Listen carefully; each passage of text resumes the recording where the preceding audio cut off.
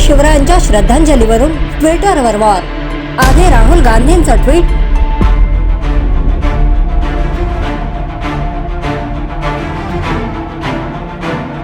आता काँग्रेसने समोर आणली पीएम मोदींची ती पोस्ट। नेमकं प्रकरण काय, चला तर पाहूयात। छत्रपती शिवाजी महाराजांच्या जयंती दिवशी श्रद्धांजली वाहण्यावरून राजकीय वाद पेटला आहे। या श्रद्धांजली वाहण्यावरून राजकीय नेत्यांमध्ये आरोप प्रत्यारोप सुरू झाले आहेत। आज काँग्रेसचे वरिष्ठ नेते खासदार राहुल गांधी यांनी छत्रपती शिवाजी महाराजांना जयंतीनिमित्त सोशल मीडियावर श्रद्धांजली वाहिल्याने वाद पेटलाय। त्यावरून सत्ताधारी भाजपने काँग्रेसवर टीका केली।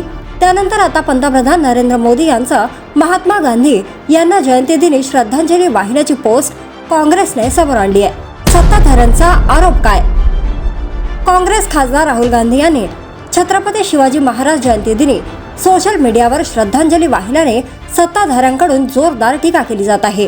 राहुल गांधी यांच्या ट्विटरवरून एकनाथ शिंदे यांच्या शिवसेनेचे आमदार निलेश राणे यांनी राहुल गांधींवर निशाणा साधला। निलेश राणे म्हणाले, राहुल गांधी यांचं मानसिक संतुलन बिघडलंय। ते चीनमध्ये असल्यासारखं वक्तव्य करतायत। ते परदेशात गेले तरी भारताची बदनामी करतात। राहुल गांधी भारतीय नाहीत, केवळ त्यांचा पासपोर्ट आहे। त्यांना आपली संस्कृती माहीत नाही। त्यांना साधं जयंती आणि श्रद्धांजलीचा अर्थ कळत नाही। नेता म्हणायचा एकही गुण राहुल गांधी यांच्याकडे नाही।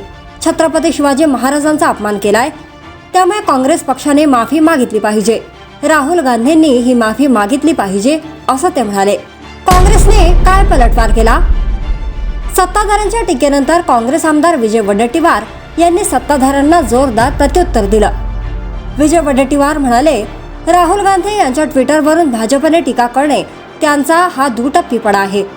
पंतप्रधान नरेंद्र मोदी यांनीही जयंतीच्या दिवशी श्रद्धांजली वाहिली आहे। त्यांच्या अधिकृत ट्विटरमध्ये तसा उल्लेख आहे। त्यामुळे ते फक्त राहुल गांधी यांची बदनामी भाजप करत आहेत। काँग्रेसने पलटवार केल्यानंतर भाजपाकडून काय प्रत्युत्तर दिलं जातं हे पाहावे लागणार आहे। जर तुम्ही अजूनही YouTube चॅनलला सबस्क्राईब केलं नसेल तर ते लगेच सबस्क्राईब करा।